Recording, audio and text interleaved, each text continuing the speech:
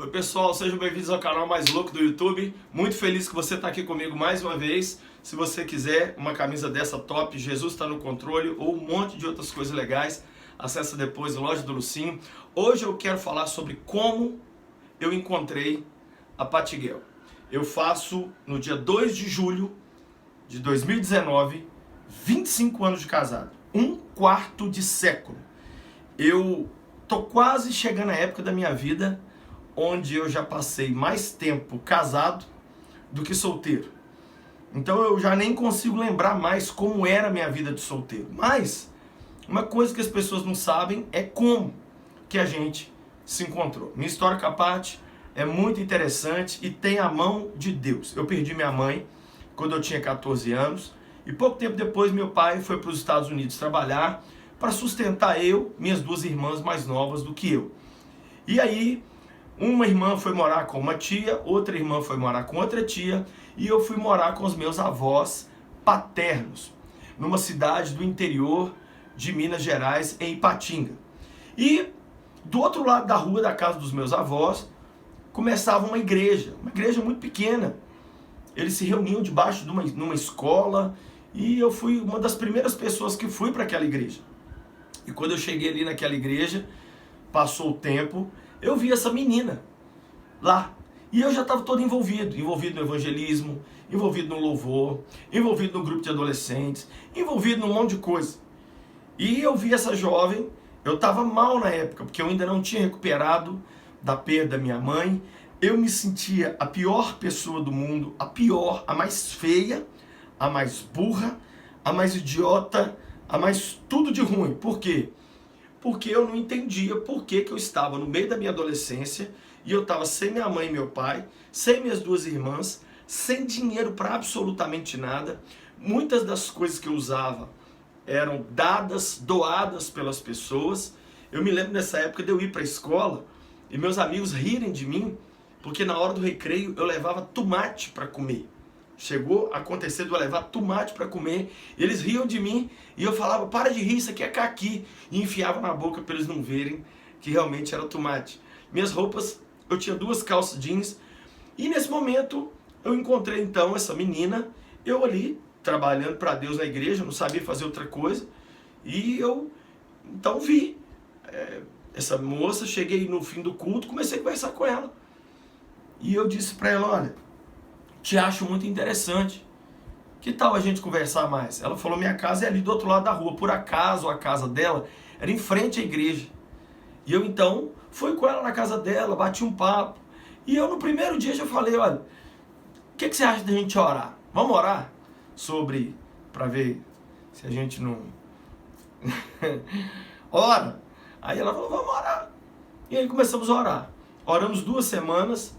E aí resolvemos oficializar um namoro que na verdade foi corte. Não existia corte nessa época, vim quase 30 anos atrás. Não, nem a palavra corte, não tinha esse negócio.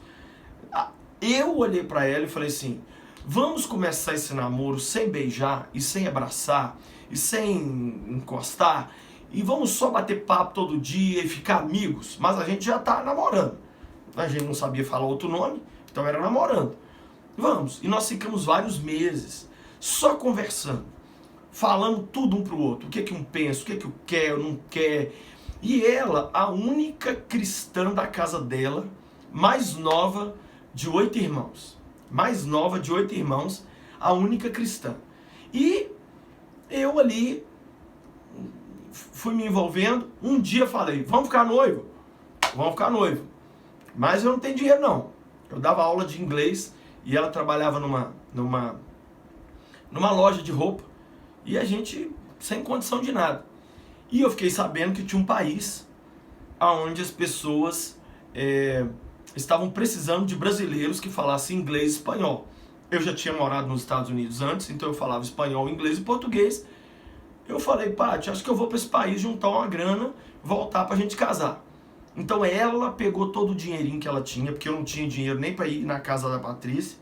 Ela pegou todo o dinheiro que tinha, me deu, eu comprei essa passagem, fui para essa ilha do Caribe chamada Aruba, trabalhei lá quase 1 ano, me lembro como se fosse hoje, juntei alguns milhares de dólares, $6.000, E com aquele dinheiro eu voltei e eu me casei com ela, julho de 1994. Foi o casamento mais simples da história do cristianismo mundial. Vestido mais simples, o terno, eu ganhei o aluguel do terno, eu casei com um terno de ombreira. Né? Lua de mel, a gente foi para um hotel fazenda pertinho, assim, muito simples. Não teve nem bombom na porta da igreja, nada. E eu lembro que eu passei a primeira noite na casa de um amigo que morava perto da igreja. A gente não tinha o dinheiro do hotel. Ele cedeu a casa dele para a gente passar a primeira noite. E ele jogou algumas pétalas em cima da cama. Eu lembro que depois de tudo que aconteceu, eu e a Paty ficamos uns 2, 3 dias tirando pétala de tudo quanto é lugar do corpo, porque as pétalas agarrou tudo na gente. Então tudo muito simples. Primeiros tempos de casado, dinheiro para nada. Aí, agora vai melhorar. Aí foi pior. Alguns anos depois ficou pior. Sabe o que eu queria dizer para você que está me escutando aqui? Manter um casamento é um desafio 100 vezes maior do que encontrar a pessoa. Muitas pessoas acham, eu estou querendo encontrar o amor da minha vida. Se eu te falar que se você encontrar a pessoa, você passou 2% só do que... Porque não é achar, é o relacionamento, é um afinar o outro, é um se tornar a pessoa para o outro e depois casar e manter. A seleção brasileira de futebol já foi a melhor do mundo. Agora tem anos que não está no número 1 no ranking da FIFA. Por quê? Porque chegar lá em cima é fácil, mas se manter lá é outra história. Muitas vezes o divórcio surge lá atrás, porque a pessoa acha assim, não, eu só quero achar o mozão que eu tô carente e logo casar. Não, amigo, você não está entendendo. Casamento não é flor, nem um pastor lá na frente da igreja para falar e dar uma bênção, não. Isso é cerimônia. Não confunda cerimônia com casamento. Casamento é todo dia. Casamento, por exemplo, vou dar um exemplo. Porque algumas vezes moças já falaram para mim, ai pastor, eu queria casar com um cara abençoado igual você. Aí sabe o que eu perguntei para elas? Você aguentaria passar o que a Paty passou?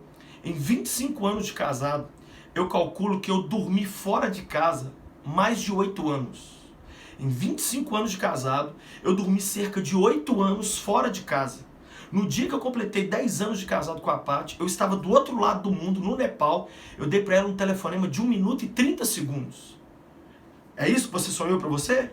Abrir o seu Facebook, seu Instagram ou do seu marido e ver ele tirando foto com várias pessoas e você sozinho dentro de casa esperando por ele? É isso. É isso. Eu estou dando um pequeno exemplo do que é casamento. Um mínimo. Simples. Não vou entrar em detalhes profundos aqui não, que eu estou vendo que você não vai ter estrutura. Então, antes de falar, só quero encontrar alguém. Deus vai dar uma história de amor para cada um. O mais importante não é receber essa história de amor, é mantê-la. Mantê-la. Deus, eu abençoo cada pessoa que ouviu essa simples história minha e da Paty. E eu quero te pedir, não deixe as pessoas ficarem tão empolgadas. Hoje está todo mundo tão carente, Deus, que eles acham que encontrou, virou mozão, acabou. Não. Mostra para eles, Pai, que a batalha começa exatamente quando eles acham que termina. Última coisa que o Brasil precisa é mais um casamento desfeito, mais uma família arrebentada, mais um lar com filhos perdidos, decepcionados com o divórcio dos pais, mais uma mulher e um homem que vão colecionar agora histórias e mais histórias de tentativas de ser feliz e parece que nunca dá certo. Então eu quero te pedir, protege esse que já está casado, ajuda esse que está solteiro e tem misericórdia desse, Pai, que está vivendo esse pesadelo.